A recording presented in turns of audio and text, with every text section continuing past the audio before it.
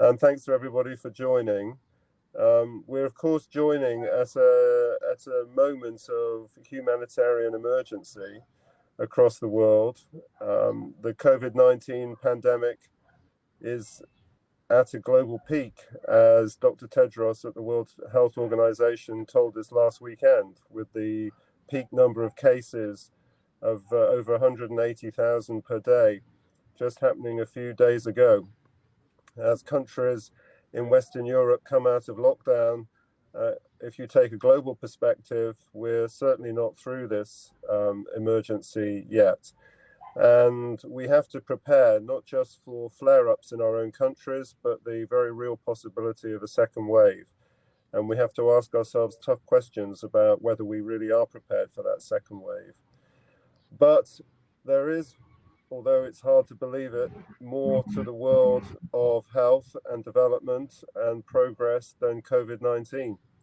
And Annie, I'd love to know a little bit from you about how you saw the context of this pandemic in the broader brush of where we are in global health and development, because this is very much, to use medical language, an acute on chronic situation. We have an acute emergency, but on a history of chronic disease, and our planet is suffering from chronic disease. And we can't ignore that either. So how do we balance these two challenges? And I wish I could hear you. Well, I can hear you, and thank you. It is nice to see your face and to be here. And I have been thinking a lot about this question, and I think what COVID has shown us, so clearly, is that we can't get anything done without health. So, we can't go to work, we can't go to school, we can't go to church, we can't travel for business or pleasure, we can't, we can't get married, we can't mourn, our loved ones, surrounded by friends and family. I mean, it's one thing that we can see very clearly is how we can't get anything done without health. And we've gone from having this global governance agenda defined by 17 goals in the space of a few short months to simply being laser focused on one single goal, and that is stopping COVID. And it made me sort of think, when I was having this conversation with Marcia a month or so ago, thinking, were we kind of adorable to think that we could actually have 17 goals and get them all done? Is it actually possible, or are we really only able to get something done when we focus? And that way we can actually see we can get something done. What I think is really clear too is that, whilst all the goals are obviously really important, children are one of the biggest losers in this pandemic, because they're not only being shut out of schools, and in a way that made sense because we model our response on influenza, and we know kids are super spreaders in influenza, and so we shut down schools as a part of that. We don't want them to go home and infect their parents or their families or their grandparents who are so vulnerable. But in fact, we know that in this disease, in corona, children are not the super spreaders, and schools are not the hotspots that old age care facilities are, or that prisons are, and that kids are not just Annie, education. I don't mean to interrupt. I'm being told I should refresh my screen, so I'm going to come out and try and come back in again. All right. If you can hold the fort and give some. I know you wanted to talk about conflict, so this might be a great opportunity. I hope I can join you in a few seconds. I hope so. Annie can just keep talking. We'll keep listening. I'll finish that thought, because I think it's Oh no, I can hear you.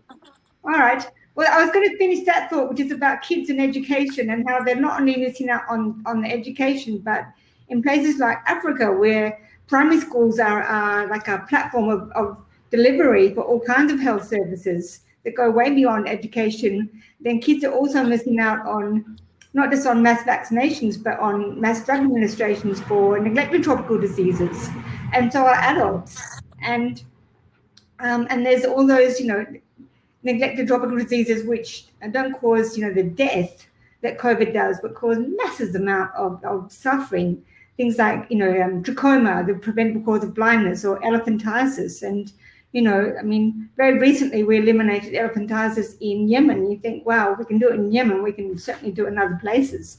So I was thinking that in this time when we can't, we're heading into an economic recession, and you made that point that, we don't have the money to really spare or spend on SDGs that we thought we could. But SDGs are not a luxury, they are a necessity. And if there's one thing that really matters, I think, along with health, it's education, because they so often go together. And that's going to be a pretty important, goal to focus on in order then to be able to achieve so many of the others. Yeah, so we can move on to conflict if you like, or we can carry on. Well, one thing I wanted to pick up was SDG 17, which is all about partnership and cooperation, because I think one of the lessons that's come out of the pandemic is the utter failure of global partnership and cooperation and leadership. We had a situation where WHO courageously, actually, if you look back on past pandemics, called a public health emergency of international concern at the second IHR emergency committee meeting, just a matter of weeks after understanding that there was this new virus. And then nothing happened. So the alarm was rung, the red flag was flown, and then 195 countries have pursued 195 different strategies for addressing the pandemic. And that has really shown that for all of the fine words at meetings and all of the wonderful rhetoric about global collaboration, when it really came to an emergency, we utterly failed to galvanize a global partnership. There was no leadership, and I hate to say this because I'm a big multilateralist, a huge supporter of WHO, but there was no leadership from the United Nations to convene countries together to plan and collaborate on how to address this pandemic. And there was no leadership from any single country or even regions of countries. The European Union dropped the ball. The Americas have certainly dropped the ball. We just have not seen that kind of coordination. So what does that tell us about where we are? We are not, SDG and I think 17? that's part of the problem, that in this era of sovereignty and populism and Trumpism and post-Brexit, well, I mean, nobody really wants strong global institutions, but when push comes to shove and we need our partnerships, well then that's not as natural, or it was never easy, but it was a lot easier, and we saw how well it worked with H1N1 2009, and of course, in 2003 with SARS. Well, Gro Harlem Brundtland was the ex-Prime Minister from Norway, and I think there's a reason, isn't there, that no one has elected an ex-head of state as head of WHO again, because no country wants that that much political clout. And if you don't have the political clout or the financial clout, it's deeply hard then to galvanize countries to pull them together. And let's face it, the WHO is not the only UN institution that has been underfunded and delegitimized for decades now. And then when we want them, then somehow we're surprised that they're not strong enough, and yet they have a budget that is, it's not even as big as Kmart. It's not half as big as Kmart in Australia. It's got, it's got about a fifth of the employees. So yeah, we're in trouble now, and the worst is yet to come. It's going to get worse before it gets better. And I think the whole issue of vaccine diplomacy, and I think diplomacy is a disgusting word for this actually, but how I think Trump has already bought $100 million worth of 100 million doses each of the three leading vaccine contenders, the Oxford and the Moderna and the J&J, and the and already sort of bought them up front, and Boris also even holding the big vaccine conference here, not on the COVID vaccine, but on other vaccines. We know that for every kid, it's a bit of an aside, but for every adult who's not going to die of COVID in Africa because they're not because they've suspended all the mass vaccination campaigns, 100 kids are dying of vaccine-preventable diseases. But it's like this whole the vaccine diplomacy is just shocking to me. It's like we can promise all we like, but which way things are going. So I'm not holding out a lot of hope for partnerships. But you're right. I mean, they're incredibly important. No. Yeah. Now, another dimension of this that's been also very tragic and very troubling is the whole issue of really a phenomenal increase in domestic violence, intimate partner violence that's been caused by this, by these lockdowns. And I mean, it's an appalling fact to have to consider that when people are trapped in their homes because of the need for lockdown, that creates the conditions for intimate partner violence. But UNFPA has made some astonishing projections as to the dangers for women and for children, actually. So when we think about gender equality and the SDG for gender equality, SDG 5, that's another one of those issues that gender-based violence, unfortunately, this pandemic has accentuated and created the conditions for a spike in gender-based violence. And it feels like we're utterly powerless, again, for all of our talk about sexual reproductive health and rights and the importance of these issues. It feels like we're impotent to be able to address this. And that's another one of those really, really frightening lessons that comes out of this, how powerless we are to protect some of the most vulnerable in our society. Yeah, we're watching that go out the window along with, so many of the other SDGs. I think that's where I come back to schools has been so important, and the sooner we can get them back open, the better, especially primary schools, now that we know that kids are not the super spreaders they thought. Because in Africa, we're not just seeing this intimate partner violence, but for girls, they are now getting, mutilated again, female genital mutilation, in order, of course, that they can then get married. Because if they're going to be home and not going to school, well, then they're going to be married off. And in a much, lockdown society, it's much easier to do that because there's no longer the kind of protections in place where, first of all, girls are going to school, but second of all, there's sort of a higher level of watching and awareness that's also gone. And those are now tens of millions of school kids and and girls in particular, where I think UNESCO's and UNICEF has done those calculations of showing that they're not going to be coming back to school, and we're not kissing those girls goodbye, but I mean they're deeply, deeply concerning. And the only some of the things that we have to do. One of the things that's really struck me is that we have all these protocols in place, and we're sort of watching sort of death by protocol or death. These we have to show some flexibility and be led by the virus, as it were, because the virus is telling us that kids are actually essentially safe. And sure, there's this tiny fraction of them that are getting this post-infectious sort of cardiac syndrome, which is thankfully nowhere near as bad as the typical Kawasaki's. But we have to get them back to school because they are much safer there, and there's so many reasons, and particularly for girls, in such vulnerable situations. So what about conflict? I mean, in the news media, there have been several examples of what one might even call a peace dividend, that the pandemic has actually led to, if not a rapprochement, then a laying down of arms. Is that something we've seen across the world, or exactly the opposite? Is there a reporting bias? Yes, I think you nailed it. It is a reporting bias. What's the situation with conflict? When did the SecGen call for a global ceasefire? I think that was like March the 23rd or so.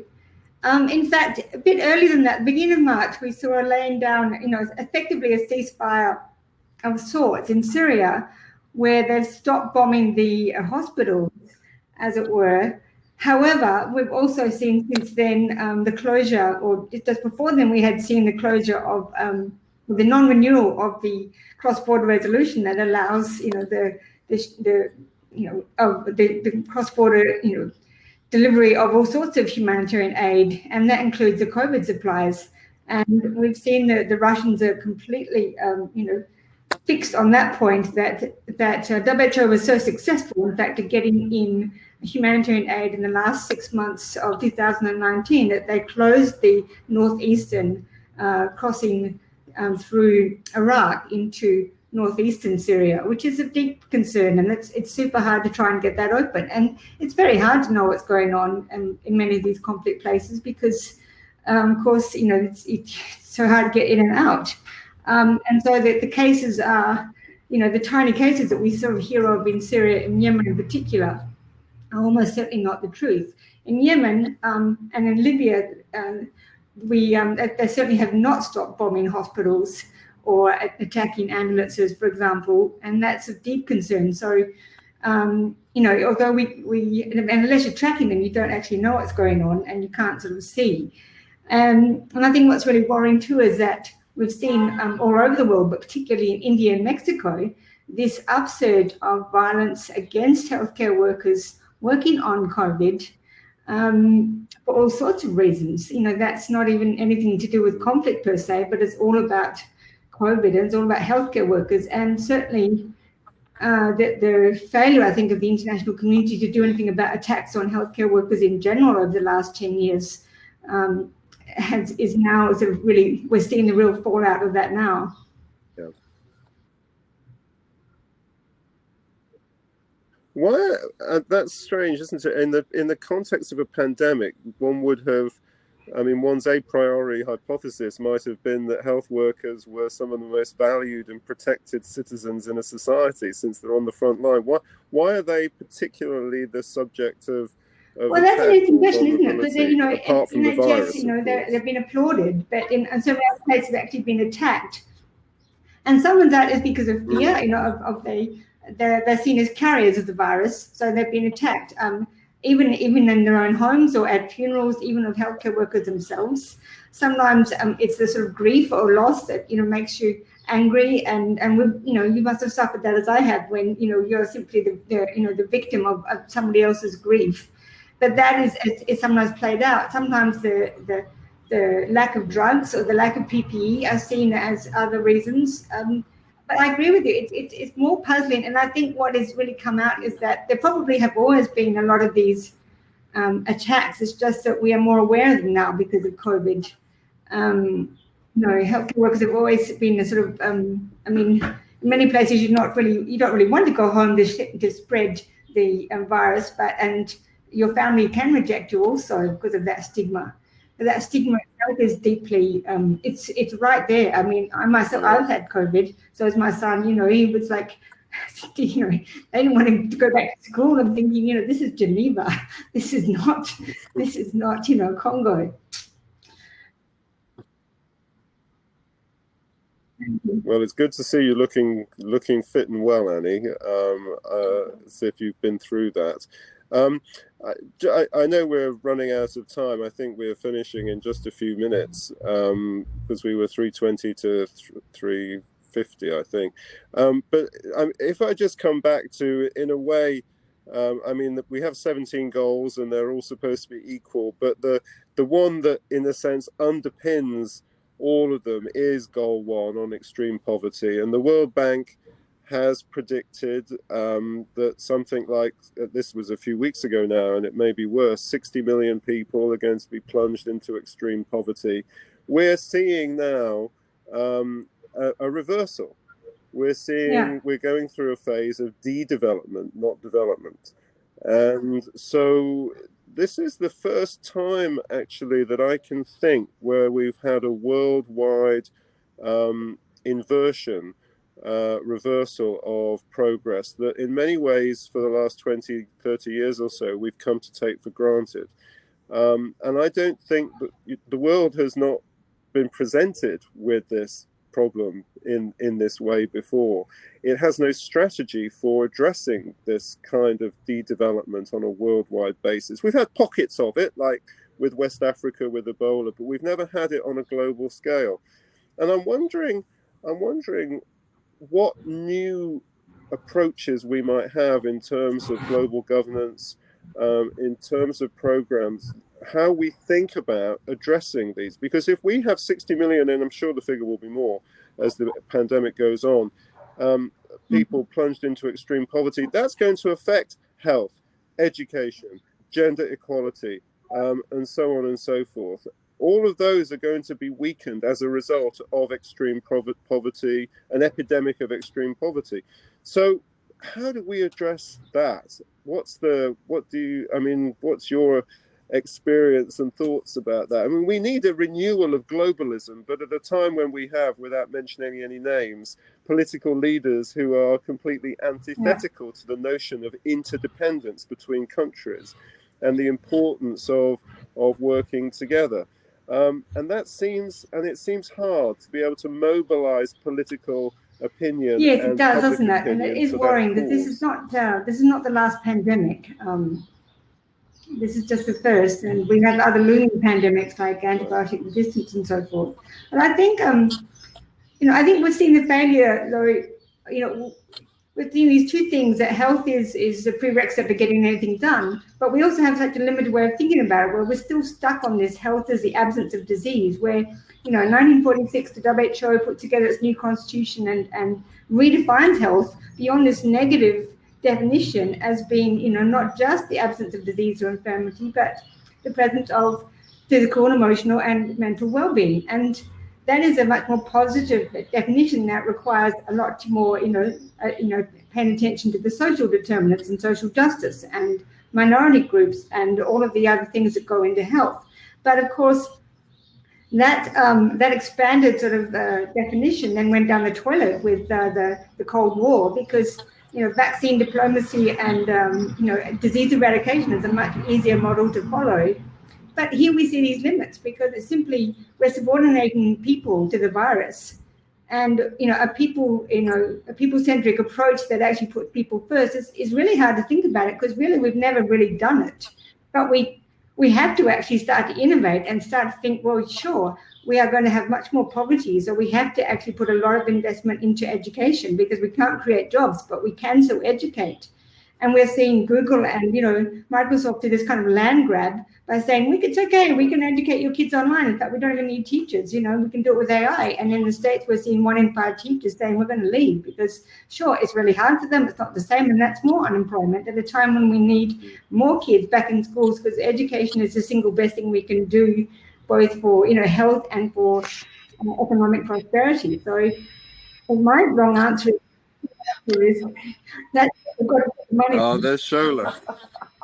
What an exhilarating conversation, both of you. I was listening, I was nodding my head, and I was saying, oh, really? Actually, she has a point, he has a point. Absolutely fantastic. Thank you so much for your wonderful time this afternoon. And it feels like, there were no difficulties at all. It just feels like we've been talking and we can keep talking, right?